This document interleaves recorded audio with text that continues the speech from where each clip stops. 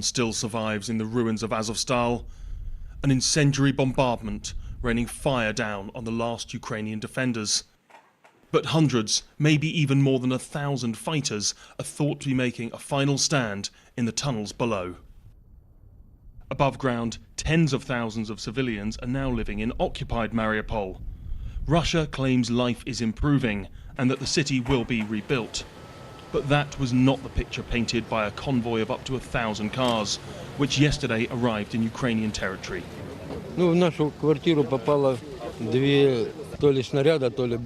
Our flat was destroyed by 2 impacts.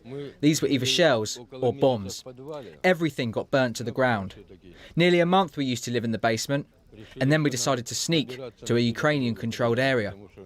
We don't recognise the Donetsk People's Republic. But it's not just civilians leaving the ruins of Mariupol.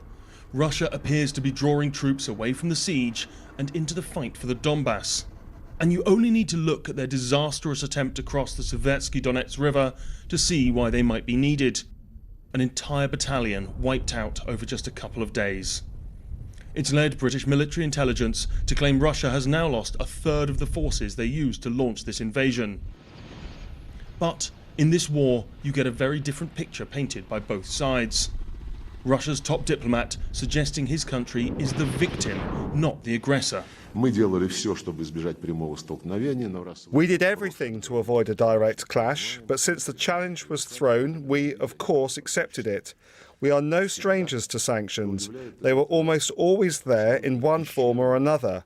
What is surprising is the absolutely cavernous Russophobic surge that has occurred in all so-called civilized countries. But that is not how this war's being seen across Europe. Finnish troops have been on exercise as their country prepares to formally request NATO membership. The very thing President Putin has